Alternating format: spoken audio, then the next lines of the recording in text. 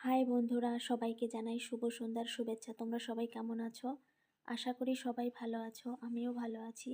তো আজকে আমার জীবনের একটা স্পেশাল ডে, আমাদের আজকে অ্যানিভার্সারি, তাই তোমাদের সাথে কিছু ছবি আমি শেয়ার করলাম। সত্যি আমি আমার স্বামীকে কি বলে যে ধন্যবাদ দেব, ভাষায় প্রকাশ করতে পারবো না। তার মতো একজন মানুষকে আমি জীবনসঙ্গী পেয়ে সত্যি খুব ধন্য। সে আমার জীবনের সব ছোট বড় ভুলগুলো শুধরে আমাকে কাছে টেনে নিয়েছে, কখনো আমাকে কষ্ট দেয়নি। সত্যি আমি খুব লাকি যে তাকে আমি স্বামী হিসাবে পেয়েছি। জীবনসঙ্গী যদি ভালো না হয় তাহলে সত্যি সংসার করে শান্তি পাওয়া যায় না। মেয়েদের বিয়ের পরেই শ্বশুরবাড়িতে হলো থাকার স্থান, সেখানে যদি সে স্বামীর সাথে বনিবনাভাবে না থাকতে পারে, মেয়েদের জীবনটাই বৃথা হয়ে যায়। সত্যি আমি একে স্বামী হিসেবে পেয়ে যে এতটা খুশি, কি বলবো, ভাষায় প্রকাশ করতে পারবো না।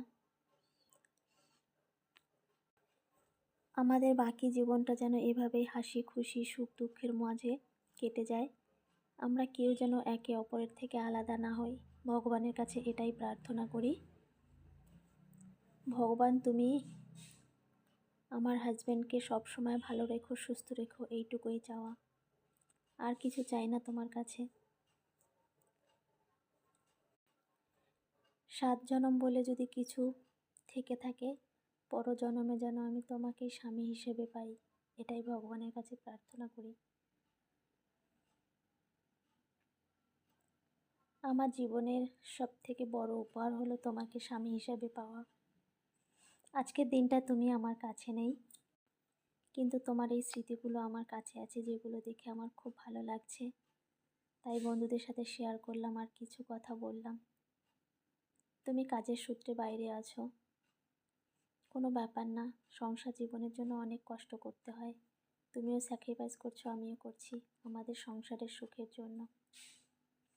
তো আমার প্রিয় বন্ধুদের অনেক অনেক ভালোবাসা জানাই। তোমরা সবাই ভালো থেকো, সুস্থ থেকো। সবার জন্য অনেক অনেক শুভকামনা রইল।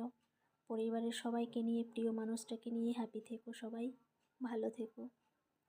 আর আমাকে সাপোর্ট করার জন্য তোমাদের অনেক অনেক ধন্যবাদ জানাই। তোমরা খুব ভালো মনের মানুষ। আমি তোমাদের তেমন সাপোর্ট করতে পারি না, কিন্তু তোমরা আমাকে খুব সাপোর্ট করো। অনেক অনেক ধন্যবাদ সবাইকে, আর অনেক অনেক